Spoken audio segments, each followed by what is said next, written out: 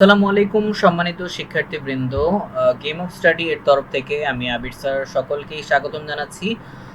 Recent update যেটা পাওয়া যাচ্ছে সেটা হচ্ছে এই বছরের ডিসেম্বর থেকেই হাই স্কুলগুলো যেগুলো রয়েছে, অর্থাৎ ক্লাস 6 থেকে ক্লাস 10 পর্যন্ত যে স্কুলগুলো যেগুলো রয়েছে, অর্থাৎ এই স্ট্যান্ডার্ডের এগুলোতে বার্ষিক পরীক্ষা যেটা, সেটা কিন্তু আবার শুরু হচ্ছে। ঠিক আছে? ওকে, যেটা আগের কারিকুলামে যেরকম হইতো, অর্থাৎ বার্ষিক পরীক্ষা তো নর্মালভাবে আপনারা জানেন, অর্থাৎ ফাইনাল পরীক্ষা। এটা কিন্তু একদম রিসেন্ট আপডেট পাওয়া নিউজ। ওকে, আচ্ছা, কারণ এই যে আজকের তারিখের অর্থাৎ রবিবার 1 সেপ্টেম্বর এটা প্রকাশ করা হয়েছে। ওকে, সো আমি এটা একটু প্রতিবেদনটা পড়ে দেখাচ্ছি। ওকে, তো প্রতিবেদনটা একটু পড়ি। বলা হচ্ছে যে এই যে নতুন শিক্ষাক্রমের পরীক্ষা উঠিয়ে দেওয়া হলেও চলতি বছরের ডিসেম্বর মাসে হাই স্কুলগুলোতে ফিরছে বার্ষিক পরীক্ষা। তো এখন থেকে যেই মূল্যায়ন পদ্ধতিটা হইতো, অর্থাৎ অনেক সময় দেখা যেত যে 5 ঘন্টা যে পরীক্ষা আপনারা দিতেন, নতুন কারিকুলামে এই বিষয়টা থাকতেছে না। ঠিক আছে? অর্থাৎ সিম্পলভাবে আগের কারিকুলামের যে বার্ষিক পরীক্ষা যেভাবে হইতো, অর্থাৎ ফাইনাল পরীক্ষাগুলো, তারপরে হচ্ছে আপনার প্রথম পার্বিক দ্বিতীয় পার্বিক পরীক্ষাগুলো, তো ঠিক সেম ভাবেই হবে। ঠিক আছে? অর্থাৎ আপনাদের টেস্ট পরীক্ষা, প্রি টেস্ট, এই টাইপের পরীক্ষাগুলো সিম্পলভাবে যেভাবে হইতো সেভাবেই হবে। 3 ঘন্টা পরীক্ষার সময় হবে। আর এটা সাবজেক্টের উপর নির্ভর করবে। ঠিক আছে? পরীক্ষার সময় কয় ঘন্টা, বাট 3 ঘন্টা হাইস্ট হবে, যেটা সচরাচর হয়ে থাকে। আচ্ছা, এরপরে বলতেছে যে সংশোধিত এবং পরিমার্জিত মূল্যায়ন পদ্ধতি মাধ্যমিক পর্যায়ে যে ষষ্ঠ থেকে নবম শ্রেণীর শিক্ষার্থীদের বার্ষিক পরীক্ষার আয়োজন এবং কি মূল্যায়ন করা হবে। ঠিক আছে?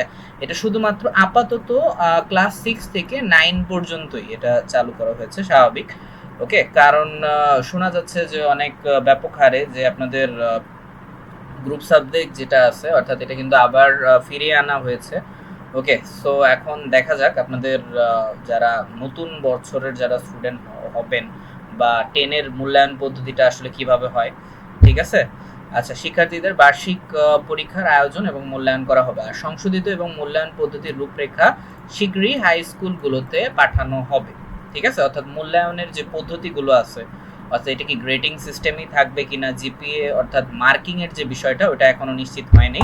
তো এটা নিয়ে পরবর্তীতে আলোচনা করা হবে শিক্ষা উপদেষ্টার মিলে। আর রবিবার 1 সেপ্টেম্বর জাতীয় শিক্ষাক্রম 2022 নতুন পুস্তক মুদ্রণ। ওকে, অর্থাৎ আপনাদের নতুন যে বই বছরের, তো এগুলো ছাপানোর জন্য চলমান মূল্যায়ন পদ্ধতি সংক্রান্ত জরুরি নির্দেশনা তথ্য জানিয়েছেন শিক্ষা মন্ত্রণালয়ের মাধ্যমিক এবং উচ্চ মাধ্যমিক যে শিক্ষা বিভাগ তারা। ওকে, আচ্ছা, তো আশা করি বিষয়টা বুঝতে পেরেছেন যে আপনাদের আবারও ফিরতেছে ক্লাস 6 এবং 9 এর স্টুডেন্ট যারা রয়েছেন, ক্লাস 6 থেকে 9, তো তাদের জন্য আবার বার্ষিক যে মূল্যায়ন পদ্ধতি, এটা কিন্তু এই বছর থেকে স্টার্ট হবে।